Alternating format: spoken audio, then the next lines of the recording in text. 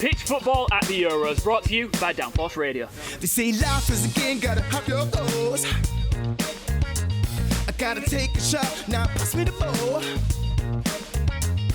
Always wanna stop me, wanna run in the ball. Gotta dust it off, now watch me go. You gotta see it. Hello and welcome once again to Pitch Football at the Euros. My name is Iain Chambers. This is the wonderful sports reporter Abigail Davies, and you know this man already. It is England legend Mr. Paul Ince. How are we? Very well indeed. Good. There's only one place to start the show. We need to be honest here. We record this show a day in advance, so there's a reason why on yesterday's show we didn't address the Christian Eriksen situation. In the Denmark versus Finland game, he of course collapsed on the pitch. He received immediate medical attention. It was very disturbing scenes, Paul, and luckily news came out shortly after that he was stable in hospital. Yeah, I mean, you know, you don't want to see that. You know, those things happen on the pitch. We've seen it happen numerous occasions previously with Mark Vivenfo, people like that. So to see that is frightening, especially when you've got your family in the stand. You know, he had his wife there, he had his kid there. But for me, it's just how quick the medical people, they've got to be so quick on the market with these type of things because you don't foresee it happening. Yeah. You know what I mean? You don't expect it to happen.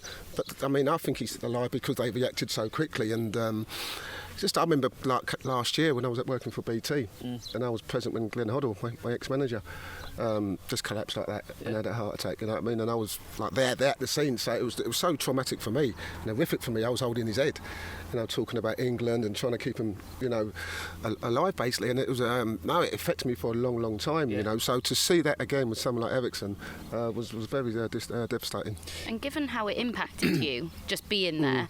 Were you quite surprised that the game then went ahead, given that, you know, those players are going to feel that psychologically, aren't they? They are. Listen, I mean, things like that you just think just cancel the game, you know, which was always going to be hard, obviously, with the formats going on. But I think the news was that because he was awake and he was stable, and you know, I think it's something they had to do, the players, because Christian Eriksen would have said to me, listen, go and play the game, go and win the game for me. You know what I mean? That's that would have been in their minds. You know, once they've got over that situation, we need to go and win this game for Christian Eriksen. And I think one of the things that comes from it is the importance of having a defibrillator at every ground, from grassroots up. The importance now has to be on doing that from now on. Well, medically we've come a long way, haven't we? Yeah. No, I think you're right. I think you know, just having the CPR, the defibs, it has to be there. You know, we've seen enough situations in the past where we need to improve that side of things. And I think the biggest thing you said is grassroots. Yeah. You know, that's the biggest thing. You know, because we don't do that. We don't see enough medical people on the sides and defib machines, because it can happen for younger people also. It was just another prime example, though, wasn't it, of how the entire football world comes together to support one of their own when something like this happens. Like, he saw the support flooding in from every single club that he's played for, every fan that was interested in the tournament. And you know, he's not just a fantastic player. We've seen him in many interview situations over the years. He seems like a very fantastic person as well, doesn't he? Yeah, and I think, you know, strip away him being a fantastic footballer, he's a human being. Yeah. And I think that's what it brings home. You know, I think, you know, just prior to that, we'd watched Wales play, and it just, everything pales into insignificance. You just think, we were sat there a few hours prior watching football and exerting all our emotions and things like that, and you just think, really, that doesn't matter. At the end of the day, these are human beings, and it's their life at stake there. Absolutely. And I think, you know, that's why we come together, because he's a decent human being, and it's very difficult to see another human being like that. But look, the likes of Kasper Schmeichel, the way he dealt with it, and I think the maturity he showed, and the way he just dealt with Eriksen, but his teammates also, the family members, and I think things like that, you know, it goes such a long way, and it just shows how great a person he is as well. I think the most important thing is he's alive. Yeah, that's it. I think that's the most important thing. And then I think after that, you kind of think, you know, what was the problem? What was the issue? You know, he's 29 years of age. He's a wonderful footballer. You know, I just pray to God that he can play football again. Yeah. Well, our thoughts, of course, are with Christian, his entire family, and all of his friends. We hope for a full recovery. Now, look, let's just change gears a little bit. Before I want to get into today's schedule of action, but Paul, you never cease to amaze me, mate. You come in here with all sorts of facts that you drop on us. Fountain of knowledge. Fountain of knowledge. He is. And we were sat discussing the show earlier. You were tucking into your toast. He loves his toast and tea in the morning. Yeah, I do. And you were scratching away at your legs. It's because you've been bitten by a mosquito, and then you came on here and blew our minds. Yeah. Well, listen. You know, people say footballers are thick. You know what I mean? I like to disregard that because, you know. But no, I think I was just talking to Abby and she was talking about all the mosquito bites, and I was trying to let you know something. Yeah. You know, Blew my mind. The male mosquito only lasts for a week. Okay. The female mosquito lasts for a month. Okay. And so when you get a bite, what they do, they release saliva into your skin, and that's got protein in it. Yeah. And that disagrees with our bodies. That's what makes you itch. That makes you itch. But they need the blood to keep reproducing time and time again. That's why you see so many mosquitoes. So if you're ever in a pub, you can use that one. But say I told you. Don't say it was from you. Say I told you. That is the closest I think I will ever get to having a conversation with David Attenborough. I think you're right. Yeah. And I love my programmes, my wildlife programmes. Yeah, absolutely. Yeah, I love them. There you go. A bit of knowledge from Incey. We'll have to do more of that as the month rolls on. We need a fact a day now. We've started something. You do your research, Incey. Okay. Let's get into today's schedule. Three good games to look forward to. Scotland versus Czech Republic. We've got Poland versus Slovakia, and then Spain versus Sweden as well. I'll come to you first, Abby. Which of those, takes your fancy the most? Of course, it's very exciting to see Scotland back in a major tournament. But Spain are the ones that intrigue me because I think they've got a balance of youth and experience. I don't know how that's going to work. I don't know whether they're actually going to go. I know there's a lot of talk about it for other nations as well, but for an out-and-out number 9, as opposed to we see them play with a false 9 so often, whether they're actually going to use Morata and play with a number 9 because he has done the job for them. So I think that's interesting. Of course, no Real Madrid players. I know we're going to get into that a little bit more, but I'm just very, very keen to see how they adapt to their, the COVID issues they've had, and other things surrounding the camp. So yeah, that's the game that stands out for me today. Paul, we will get into each of the games individually, a little bit more detail as the show rolls on. But which of the three are you most looking forward to today? Spain, I think. I agree with Abby. You know what I mean? Because, over the years, there are so many great players and so many great teams. Yeah. And they're not so great this year. I think, the football's kind of changed a bit, the style of football, the old tiki-taka football that we've They seem to be in a bit of a transition at the moment. They do.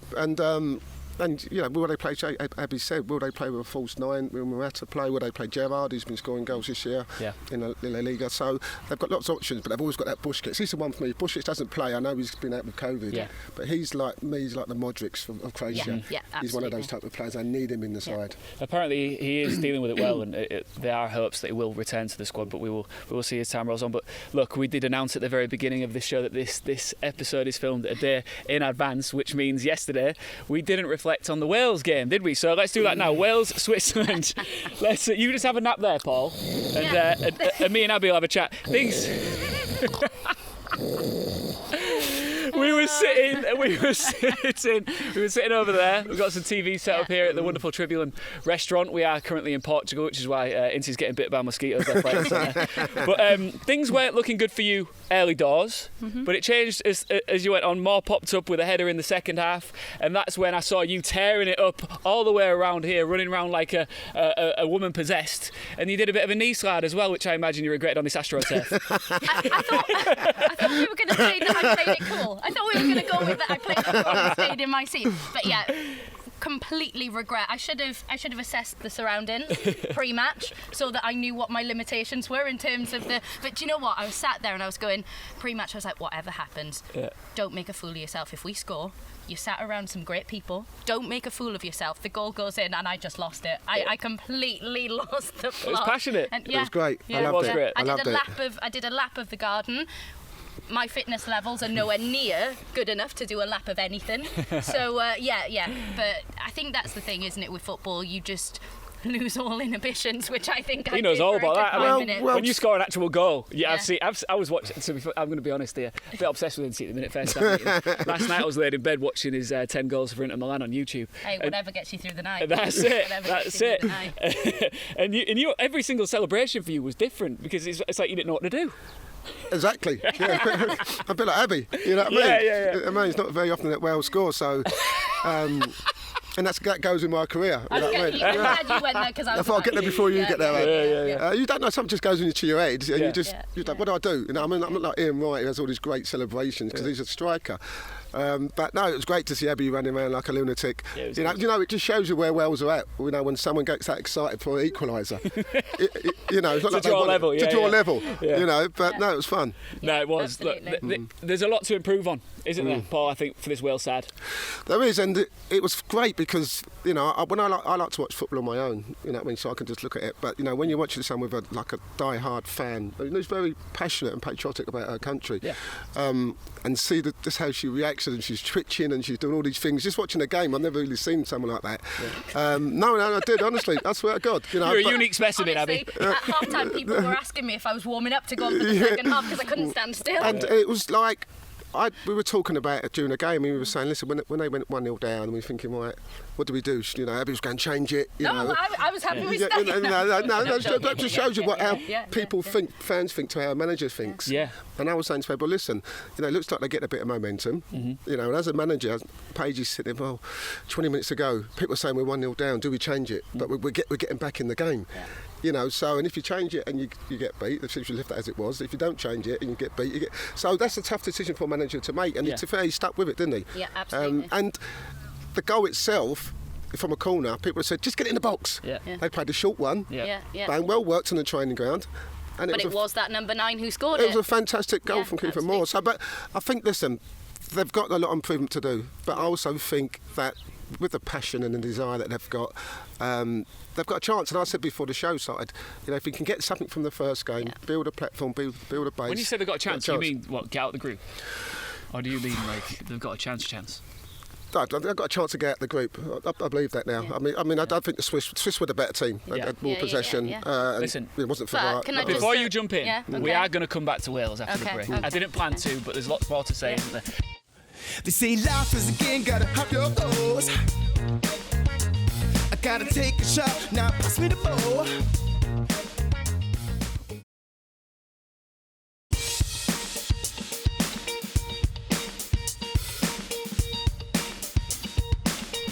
Welcome back to Pitch Football at the Euros with me, Iain. We've got Abby and we've got Incey. Abby, let's talk about that Wales performance. Yeah. Paul here was dissecting it a touch, but the thing that stood out to me the most is you were really under pressure in the final moments of that game. Lots of corners coming in. That's when you were really feeling tense, but you did well enough to battle it off. Yeah, I think the stand-up performance from me was Danny Wood, and the thing that I really struggled to get my head around is he doesn't play football week in, week out. And I think as a goalkeeper that is so important because you've got to have that match sharpness. So how he can still perform at a major tournament without playing week in, week out, I think it's vital that he gets a move away. I know he's just signed a new contract at Leicester, but I think whether it's a loan, he should not be a number 2. Yeah. Whether he has to drop down to the Championship, he should not be a number 2. But one thing on Kiefer Moore, do you know what his nickname is? Go on. Zlatan. Is it? Yeah. Zlatan? He's a big Zlatan why fan. Why's that? Zlatan Ibrahimovic. Yeah, but why? Well, you saw the header. Zlatan would have been proud of that header. Okay, if you say so. Yeah. I'm not sure he's a Zlatan, though. That's for sure. I think he's kidding himself. Nah, he is. All his teammates call him Zlatan, so do they? There you go. Yeah. Can you imagine someone calling someone Zlatan? I can't. I don't know. Play for Cardiff. How can you play for Cardiff? You've been getting us to call you Gaza whilst we've been out here. Me? Yeah. You've been going, just call me Gaza. So, I don't know where this is coming from. I don't think I look like Gaza, you know what I mean? But I will go back to Danny Ward. I think he's been excellent, you know what I mean? But also I'd like to pinpoint that Daniel James had a very good game. And he's another one who's not a lot of game time, at Old Trafford at Manchester United. And we saw his reaction. He was absolutely devastated getting pulled off. Yeah. And we said, listen, you can understand that. We can understand that, but you don't like to see it. Abby said we don't like to see it. As a young kid, you do it for a reason. Yeah. You do. The manager's got a reason to do it, and he'll play the next game, but he was exceptional. Yeah. Are you happy to move on? I'm more than happy to move on. Check. Yeah. I'm going to keep coming back to it, but it's all right. Well, let's hop over to England's group once again. Scotland, Czech Republic. This is the first time that Scotland have appeared once again in a major tournament since you were playing for Liverpool. Wow. So, I mean... That's a long time, eh? That is... It's not that long ago, mate. You still look great. Well, that's a long time for Scotland, not for me. Yeah. No, it is. And it is. It's a huge thing, not only for the squad, but for the fans, of course. It's massive, isn't it? Yeah, I mean, I think you know, when I look at the Welsh fans yesterday, you know what I mean, and they're singing and they're passionate, even when I was getting beat, you know, the Scottish fans are exactly the same. Yeah. You know, I mean, when they come to Wembley, they were unbelievable at Wembley. Even with all the England fans there, they were absolutely amazing. They're going to be loud, you know what I mean? Yeah. So it's going to be a great atmosphere when the Scottish team play. And I think Clarkie's got a good side. I think normally there's always this kind of expectation when England plays Scotland that we've got the best team, best players, playing in the top players in the Premier League, and we should turn over the Scottish. But it doesn't really pan out that way, you know what I mean? Because they run that extra further, they try that extra harder.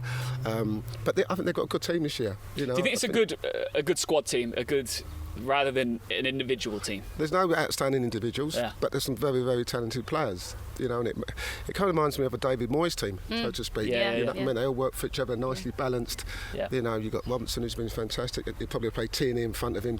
You know, he's been outstanding. You know what I mean? I'm looking to see how Shay Adams gets on. You know, it's a strange one because you wouldn't have thought he was Scottish. Yeah. You know what I mean?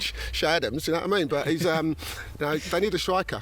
They you know do, what I mean? yeah. Since Fletcher's gone, they've not been the same. So Shay Adams, they've got a lot of good players. McGinn, there's enough in there. You think, well, they've got enough quality to, you know, to hurt teams. Would you say this is Steve Clarke's biggest achievement with this Scottish side? You know, he's done things with Reading. He's taken them to the semi-final of the FA Cup, West Brom to their highest Premier League finish. But would you say getting Scotland to a major tournament is his biggest achievement as a manager? Yeah, listen, I mean, the stats just prove it, you know. Bear in mind the injuries as well. Listen, Chambers just said it. Yeah. You know, I mean, it's been such a long time. Yeah. You know, that nation like Scotland has been in a major tournament. So for him to get him there is a great, you know, event. But I think, you know, once he's there now, they want to go and prove themselves. You can't just rest on your laurels and go. It's patronising to just go, right, you've got here now. That's enough. Yeah, you can't rest on your laurels and think that's the case. You know what I mean? He's got a squad where they can actually get out of this group. Would you play Tierney in front of the defence, or would you go with a back three? I'd play him in a back three, and then have and have Robinson on the left wing back. Yeah. Yeah, I think he can do that. Yeah, he can do that. Yeah. I mean, it's not going to be an easy game. Yeah. You know, as we saw yesterday. You know, I mean, you've got to get something on the board in the first game. Absolutely.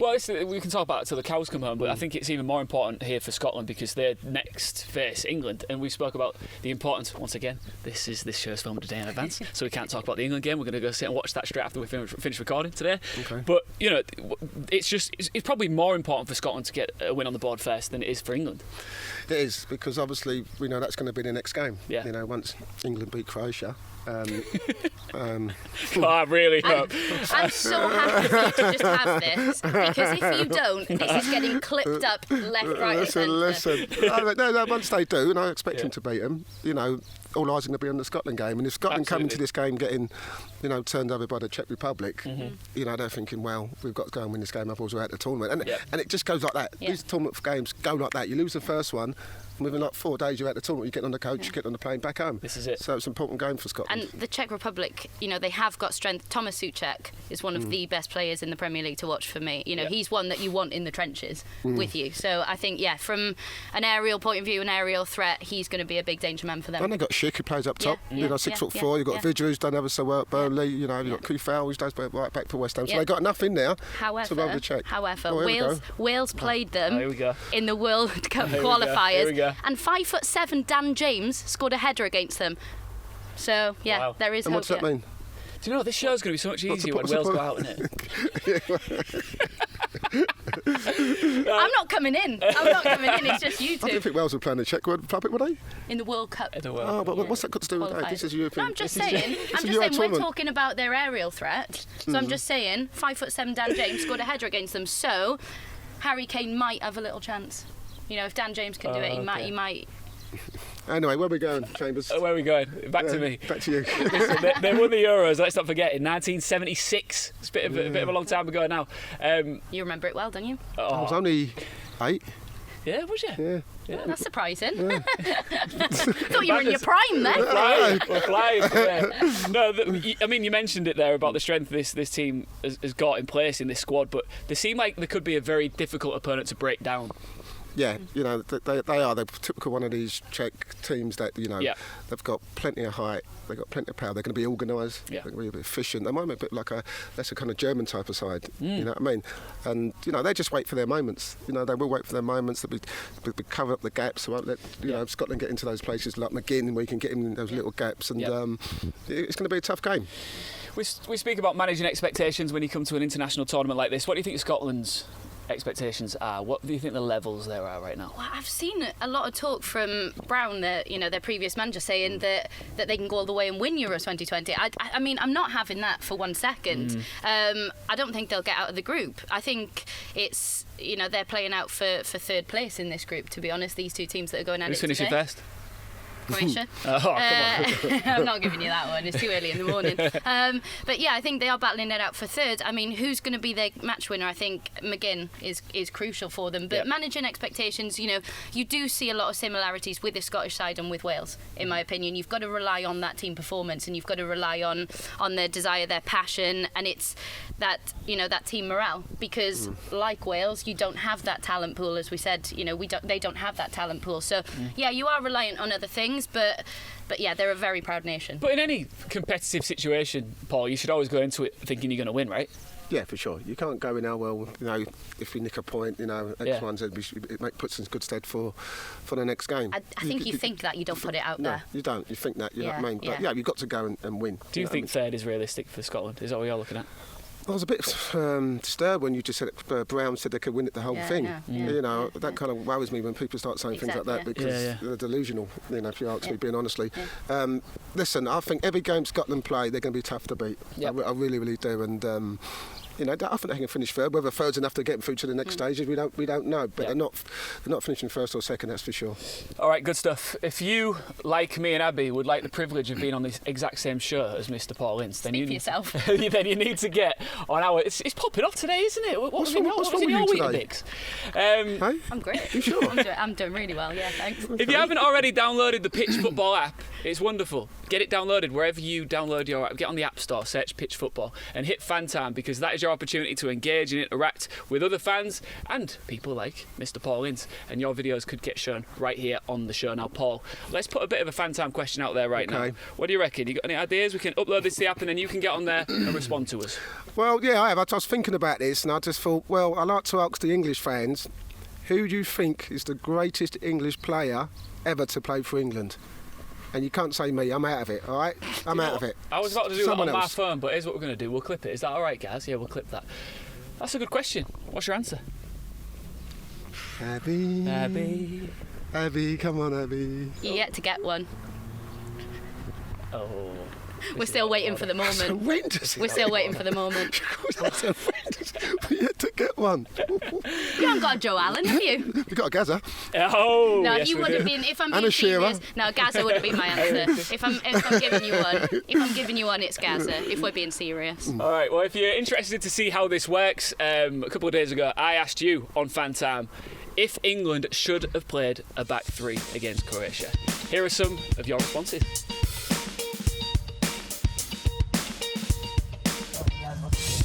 Hi, Danny Smith in Benidorm here.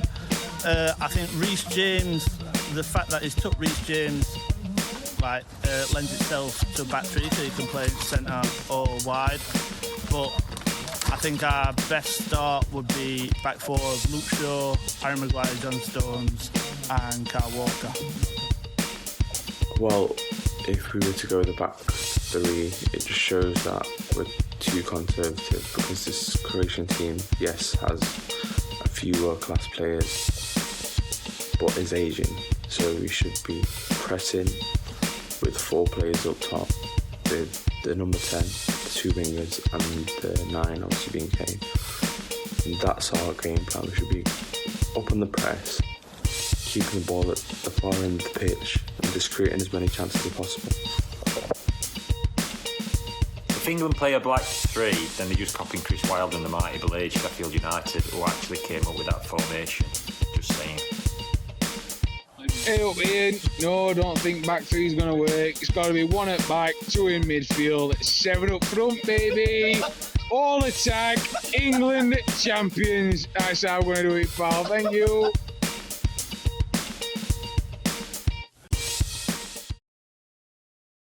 They say life is a game, gotta have your goals. I gotta take a shot. Welcome back to Pitch Football at the Euros with me, Iain, Abby and Incey. Let's move on to our next game that I think we should be discussing. Spain versus Sweden. Now, obviously Spain have a lot of history and heritage when it comes to this tournament. 3-time winners. They're here looking for their 4th, which would make them the overall most winners of this tournament when it comes to, because Germany are also sitting on 3 as it stands. But Paul, Spain aren't the team they used to be. No, they're not, but they're still going to be a very good team. I was listening to Luis Enrique speaking on his press conference the other day, and he said, we've got a very good chance of winning this competition. That's what everyone's saying at the minute, isn't Yeah, it? everyone says it because there's no outstanding team, Yeah. But listen, Spain are Spain, and when you see that name, coming up, you've got to play against them, then you're concerned. But they haven't got the players they had before. They haven't got the Javis, the Iniestas, Michael Sagado, Kike Silas, Carlos Puyol. Why are you not a commentator? all those top players that you can name, Guti. Yeah. Should I tell you what my chat-up line used to be? Yeah, go on. You can be the Xavi to my Iniesta. That genuinely used to be the one I'd go to. So Robson Conley wasn't in that chat, no? No. Oh, I just got that strange me. You could be the Xavi to my Iniesta. Always the go-to. So anyway, you can use it. It works. Yeah. But no, they've still got some good players. As I said before, previously in the show, that Busquets is a wonderful player. He will make him tick. So hopefully he needs to be playing. But listen, the way they play football, they're so stylish, aren't they? And the tiki-taka football's not as as it was before, but they're still a very good side. Do you agree? I mean, there's obviously still the name value there is what packs a punch, isn't it, with Spain? But the squad levels at the moment, I mean, no Real Madrid players in there is shocking, really. Yeah, and I think the one thing Enrique, when he announced his squad, he didn't even name a full 26-man squad. He's left 2 spaces in there, and I think there are so many things that have left question marks. Sergio Ramos, his omission, people were questioning that. But the thing that was most poignant about Enrique's press conference, when he was asked about the players having COVID, the players having to isolate, and he just said, look, this is children's play compared to some of the things we have to deal with, because obviously he knows real pain from his personal life, and I think that just put everything into perspective as well for me, and just again brings home the fact that yes, this is a tournament we're all excited about, but there are bigger things out there. So that for me was a poignant one. You do also have players in this Spain squad who aren't playing for their clubs. So that's the other interesting thing. You got a lot of youngsters in there, but they're not getting game time week in, week out. So that's another challenge that they're going to have to face. I think without Ramos, you kind of revert back to the German side. How they brought Hummels back in, how they brought MVP Moura back in. I love saying MVP Moura. It's cool. It sounds so cool. I just love him. I think I love him more than you love Robin Carnu. Oh, that's not possible. I think I'm getting that way. I'll be honest with you. But so to obviously not put Ramos in there. Listen, I know he's not had a lot of game time. But you talk about experience, World Cup experience, and you've been First time since 2004. You know what I mean? It's not to have something like that in. Even if he's not going to play, just to be around and use his experience for the people who are going to play, I think it might be a mistake. And it's Ferran Torres, Rodri, they're not getting game time at Man City. How are they going to then, do you think they're the same type of characters? You talk about players for England, Wales who maybe aren't getting the game time, but I don't know whether they'll adapt the same, and I think that's going to be very interesting, especially as a young squad who are still yet to gel. Yeah. Do you think that this is an opportunity at an international level to then prove to their clubs that they should be in the starting 11 more next season? I don't know, because managers have different faults. International managers have different faults to club managers. Because it depends on what style you play. You kind of think that the Spanish team always plays like Barcelona or Real Madrid. The German team tries to play like Bayern Munich or Dortmund. We're kind of diverse in our Premier League. We've got so many different ways of playing and so many different ways of managers kind of how they want to play. But what it does, it shows if you can play and you can get some game time, you can get yourself a move when you get back. What does it say that there's no Real Madrid players in this squad? I mean, I can't believe it, can you? I really can't believe it, and it does, when you look at the players at Real Madrid, it does make you wonder why there's no Real Madrid players in the squad. But listen, maybe he's going young, Abby touching it, maybe he's going young team, it's it's the next generation that they've got to come through. Like you've got Dani Olmo, who's taken the Bundesliga by storm, won the Euros with the Spain under-21, so you've got players like that, and how much can you draw upon playing for the under-21s? It still prepares you in the same way. It's tournament football. Yeah, it is tournament football, and we've seen the Spanish under-21s, they're a good side. They are a good side, and I think there comes a time where you've got to start putting these kids in and seeing what they're all about, and we're doing that with Grealish and Foden. And Mount, people like that. We're doing exactly the same thing. So they're exciting players. They're only going to learn. They're only going to progress. They're only going to get better in this tournament. I guess for Spanish fans, it's a time to be patient, isn't it? Because this team is in a transitional period. Yeah, and the thing is, they've got to understand that. Fans don't understand that because sometimes you listen to what the manager says in his press conference and they think, right, we're going to win this up for it. Yeah. It's always a disappointment. And we are Spain. They are Spain. And their record says it for them. You can never write them off, especially with the entire group stage on home soil as well, which gives them a little bit of an advantage. You mentioned how chaotic it's been for this Spain team in the run-up with the testing positive for COVID for Sergio Busquets, but that could be quite detrimental to them as well. It might feel a little bit, I don't know. I mean, I guess chaotic is the word, isn't it? Yeah, he's the one that pulls the strings. You know, he's the first name on the team sheet for me. I know Llorente, I think he's back with the squad now. They've all had their COVID jabs, but that's another thing to touch upon. They had their COVID jabs 2 days ago. We've all said that our arms were hurting, right? Yeah. So if you're a defender, great, your arm can't be in a natural position because you physically can't lift it. So you're not getting ruled out for that, are you? No, you're not at all. Butcher is the main man, but you also got Thiago in there. Yeah. You know, Thiago's a wonderful player and struggled initially when he went to Liverpool, but the last 7-8 games, you know, he's been immense. You know, he's been the reason why they've actually qualified for the Champions League next season. So they've got some talented players, you know, and whether they go Morata up front or whether they play Gerrard up front. Listen, they're going to be there or thereabouts. Who would you go for? I'm going Morata. I think he's got a good record when he has played for Spain. I'm putting him up front. No, I totally agree with you. I think Morata's the man.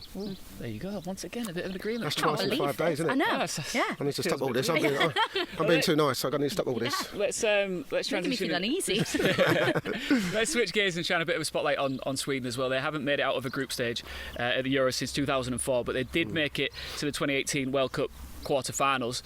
They have got a little bit of optimism coming into this tournament, I think, and they've got a point to prove. Well, the thing is that, you know, there's going to be no expectation on Sweden, not from anyone. That's the key, isn't it? That's the key sometimes. Yeah. You know, and you know, they're going to be a bit like the Czech Republic. They're going to be, you know, they're going to be banging form as far as their balance, their formation. They're all going to know their jobs. Yeah. And there's no expectations on them. So when you go into a game knowing that, you know, the country doesn't expect you to do well, you know, it's easy. Sometimes it's easy to play, Abby. You know what I'm saying? Yeah, absolutely. And obviously, without Ibrahimovic, I just want to ask: is Zlatan or is that Kiefer Moore? I can't remember. No, Kiefer Moore played keeper. He scored a header. Okay, sorry. Before you ask, the new Zlatan. New Zlatan, yeah. I do want to say I'm devastated about because you know Zlatan makes the big triumphant return from retirement, and 3 weeks ago, I think it was a few weeks ago, is ruled out. So it's sad because he's one of those characters you want to see at a tournament like this. Absolutely, and it's just the big stage. He thrives off it, doesn't he? He thrives off the attention. But the one thing I want to know. Some people see him as egotistical. Some people think he's just a very talented player who doesn't get the recognition he deserves. Where do you sit on that? Or can you be both? Can you believe that hype about yourself? He's arrogant. Yeah. All right, and I think to be a great player, you have to have that bit of arrogance about you. Were you arrogant? I was arrogant. Yeah. No, not arrogant in a nasty way, but I believed in my ability. Yeah. Eric Cantona, you know, he was the most arrogant person I could probably meet. But when he played, you could see it. He brought it out on the pitch, and you know, I just wonder Zlatan not being there. You know, how does it work for Sweden? You know, 'cause one minute they got their main man coming back, and or maybe they're thinking, well, do we need Zlatan? You know what I mean? So it'd be interesting to see how they play without Zlatan. Can he be a distraction in some ways because the limelight is always on him? Whereas you've said they want to go under the radar slightly, so you can't do that when Zlatan's in your team, can you? For sure. But were there any characters in your squad that kind of is misunderstood the word? Yeah, maybe carried themselves in a way that you thought, you know what, you're arrogant, but we believe in it. Listen, there was loads. There was loads. There was one when you looked in the mirror, of course. But no, it was because I had that myself. And when you go to an England squad, an England team, you know, you expect the players to be the same. Gaza, like I keep mentioning Gaza. You know, Alan Shearer. You know, you look at him and you think there's an arrogance about him, but there's a kind of demeanour about him that he knows he's the best. He knows he's going to score goals. He knows he's going to do that. You know, and you could look all through the team. You know, do we have any characters like that in the England squad? Everyone seems quite modest. Yeah. Oh, listen, we were modest, but you've got to believe in yourself. You know what I mean? You've got to believe in yourself. Foden's got a bit of that swagger. Foden's definitely right. Yeah, Foden's definitely right. You can see that, Especially now that he's gone for the Aaron Ramsey blonde hair. I'm not sure about that, but you know what I mean? But Jack Grealish, Jack Grealish has got that. Yeah. Jack Grealish has got that. You know, Rashford's got that. There's a few people. I don't think Harry Kane has. No, I don't think he has. No, but you need that. Yeah. If you're going to be the best player in the world in any sport, you know what I mean, you've got to have that bit of arrogance in a nice way. I think he is one of the best players in the world. Who? Harry. Yeah, I do. Yeah. I think he's one of the greatest goal scorers in the world. Yeah.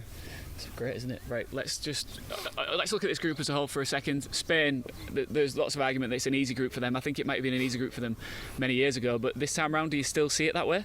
Yeah. You do? I can't see beyond Spain. I really can't. I think they've got too much for these teams. What do you think? Yeah, I mean, you look at Poland, you've got Paulo Sousa, who, of course, we had him at Swansea, and do you know the one thing that always stuck out for me? I always said, if he was to stack beans on a shelf, he'd still do it negatively. He'd still be able to stack tins negatively. He's just, you're not going to get much positivity there. No, listen, I think... And he's inexperienced as well. He's inexperienced, but, and obviously Lewandowski's a big one, isn't it? Yeah. You know what I mean? Again, all these teams have got talisman that need to be fit. You know what I mean? If they're not fit, we mentioned Slack just now, it's going to be a struggle for them. But they did well against England when we are fault. Yeah. But no, Spain all the way for me, mate. Yeah. All right, well, let's get some score predictions before we wrap this up and throw it to the break. Starting with you, Abby. What do you reckon? For Spain? Yes. I'm going to go Spain 2-0. 2-0 to Spain. Yeah. Can I just say, before we go any further, Yeah. who won the result against Wales, Switzerland? What did I say? 1-1. What did you say? 2-0. All right, so that's 1-0 to me, all right? Yep. All right, so you're going Spain 2-0. Spain 2-0. I'm going Spain 3-1. Do you know what? I just don't want to get involved in this rivalry, I don't think. I'm just going to let you two battle this one out. Right, we are going to throw to a quick break. I want to remind you one more time, if you haven't downloaded already, our wonderful Pitch Football app. Get on the App Store. We've got a dog coming in the shop before we go to the break. Hey, it's Roller. It's Rolo. Roller. Hey, lick my microphone if England are going to win the Euros. Okay, good boy. We'll be back after the break. Eat it if we're... He's eating it. Get out of his mouth. Oh, he isn't eating it. They say life is a game, gotta have your goals. I gotta take a shot, now pass me the ball. They say life is a game, gotta have your goals. I gotta take Hey, things are a little bit different. A little bit different now for our final quarter of the show. Welcome back to Pitch Football at the Euros. It's me, Iain Chambers. It is Abigail Davies. We've got Incey and David. Let me just explain. Before we talk about anything, this is so tempting to be behind here, surrounded by this much alcohol, and it's way too early in the day. For us, anyway. Too early. Not for Abby, it's not. No, it's not too early. Probably for us I've two been looking guys. at my clock for the last half an hour. It for me. It's for me. Nighttime always. Well, David here is from Portugal, and as we've said earlier on in the previous episodes, we are doing this show from the Algarve in Portugal, so it is rude to not, firstly, have some really in-depth discussion about whether or not Portugal can go on to reclaim their title, their championship, whatever you want to call it, their trophy. They were the winners last time out at the Euros. Can they do it again? How are you feeling, David? I truly don't care much about that. Seriously. Last Euro I actually was in London. I was there and saw the football with all the guys and all the people there, but I really don't care about football. Wait, we Can we cut this? This is not working. we managed to find a good man in Portugal. Yeah, you just worry about the cocktails, all right? We'll do the football stuff now, David, okay? Yeah. Of course. Listen, David, lots of people who watch this show will be watching football outside. They'll be having little barbecues. They will be making their own cocktails and stuff. So we thought it's a really good opportunity for you to show us one of your best. So what are we going to be making here? We'll be making a cocktail called Merry Freaking Pumpkin. Merry freaking pumpkin. What do you think of that, Incey? I don't like pumpkin. Do you? You like pumpkin? No. You're gonna change your mind then. Okay, let's do it. Let's rock and roll, David. what I'm here for, Let's man. do your stuff, boy. Cheers, buddy. So yeah, you talk us through it. You go to work, and as you do, we'll also discuss Portugal, because they're a threat once again this year. Absolutely. I mean, I can't see them replicating it. But yeah, you can never write them off, can you? Even in 2016, didn't win a group game. Mm-hmm. They even had to overcome Wales, the giant force in the semi-final, and they even had to overcome us. That was their biggest challenge, of course. David, what have you just put in there? Some lemon juice. Oh yeah. It's always the first thing, in many cocktails. Give it that zing. You need a citric cut in it to make the whole balance.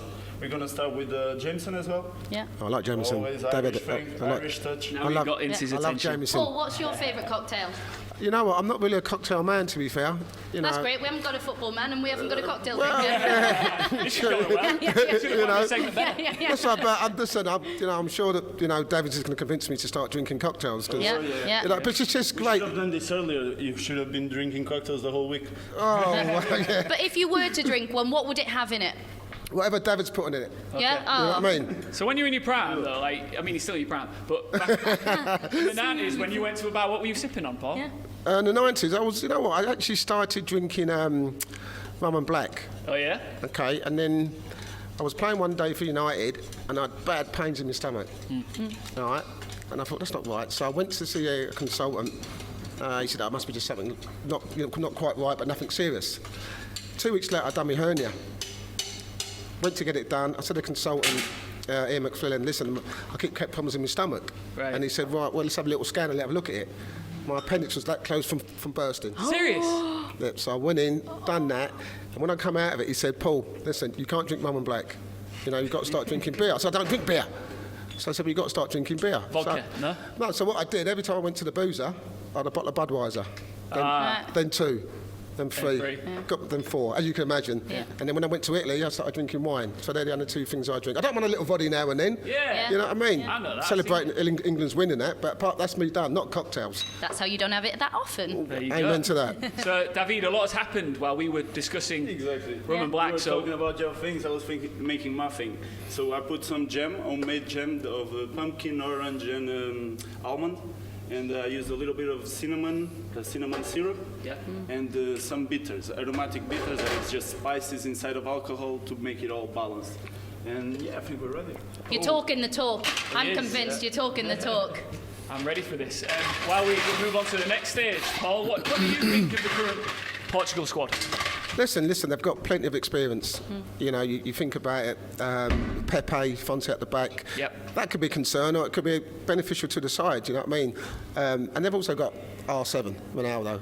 You know, he's the talisman, as I said before. They've always got one talisman in their side. And they've been there before. They know how to win it. They know how to do it.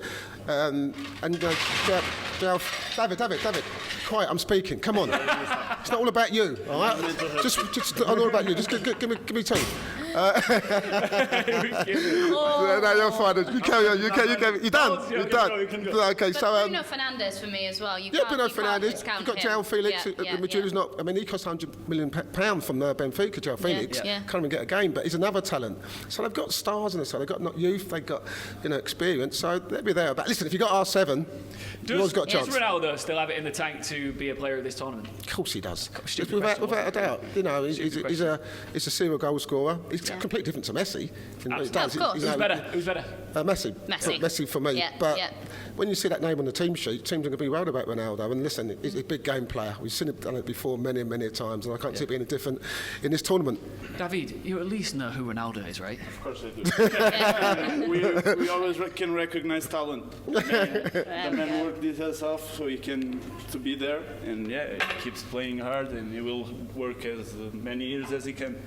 I like it, David. So what's happening now? We're chopping up some lemon here to make the decoration, a little garnish. So what did you notice? I know you're not a football man, but did you notice the difference? More people coming to the bars, more people having a drink after the win to celebrate? Not really. No.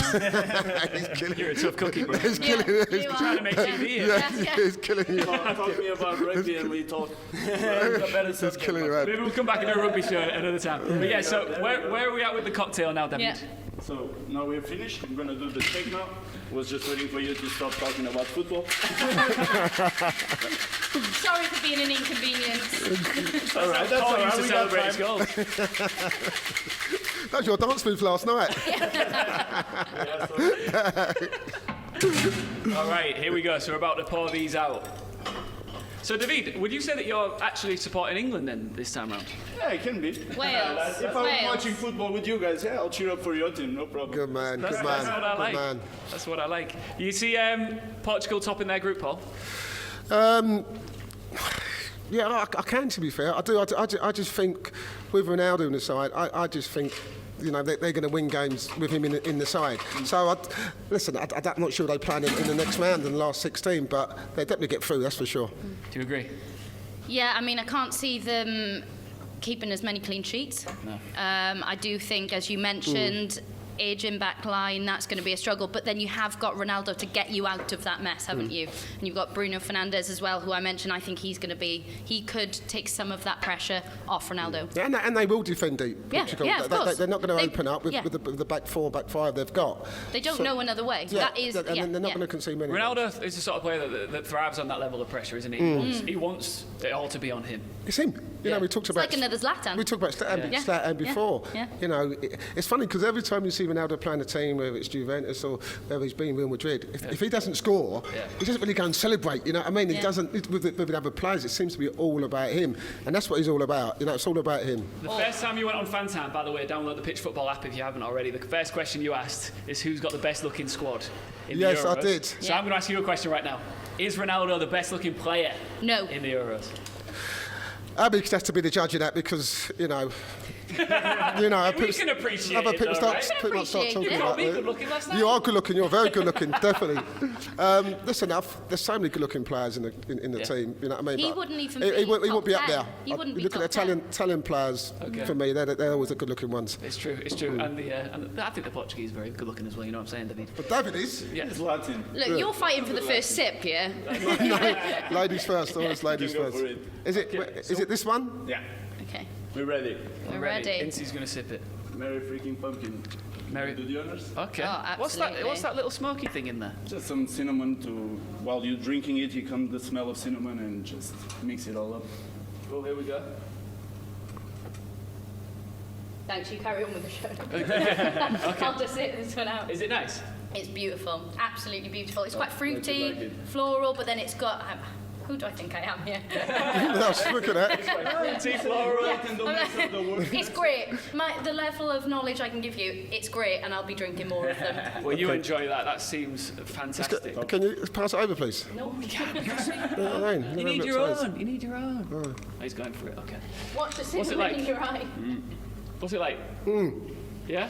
You enjoy you don't like Beautiful. it? Love it, Are you David. sure? Are you going to be drinking more then? All right, so I mean, it looks like it's lovely. That's beautiful. Just for a quick reminder, if anybody watching this would really like to make one of those themselves at home, just remind us one more time what went into that cocktail. Ooh, it's a lot of ingredients. You gotta have a homemade jam, but you can find it in supermarkets. We have a pumpkin, orange, and almond jam. We have Jameson Black Barrel. We have lemon juice. We have cinnamon syrup. And some bitters, aromatic, and and also a little bit of apple juice. That's a lot to take in there, isn't it? So one of our 5 a day in there as well. It's better by the minute. There's more simple cocktails to do. If you want something more elaborate like this, you can come over to the Tribune. Tribune, there you go. It's a wonderful restaurant where we are as well. Well, David, thank you so much. I know that you didn't know much about football, but I imagine you... Come on now. Are you going to say right here, right now, on camera, that Portugal can win the Euros? Portugal will win the Euros. Oh. What do you say to that, Incey? What do you say to that? Well, it was bigger than me, so I'm going to say yeah. They got half a chance. I love it. Well, if you are sipping on a cocktail while watching whatever football you're watching, I know that there's people interested in this show from all over the place, so enjoy your cocktails. Thank you for joining us once again. If you haven't already downloaded the Pitch Football app, you should. Am I right, Incey? Yeah, download it. Always right, Chambers. Download it We ASAP. have all sorts of news. We have lots of different features on there. Fan time is what we like. We always have questions from you on there as well, Abby. Absolutely. Nobody wants to speak to me, though. I'm not the main man, am I? You know, nobody cares. You're the main lady, though. Don't forget I'm the only one. Don't forget that. Because I'm the only one. Well, on Fan Time, that is where we pose questions to you. You respond with your own videos, and then you could even feature on this show alongside the one and only, the legend himself, Mr. Paul Ince. So, thanking you again for Can I just say, that's the third nice thing you've said to me today now. This cocktail's gone straight to your head. Like, you've had one sip. One sip. See, life is a game, gotta hop your toes. I gotta take a shot, now pass me the bowl.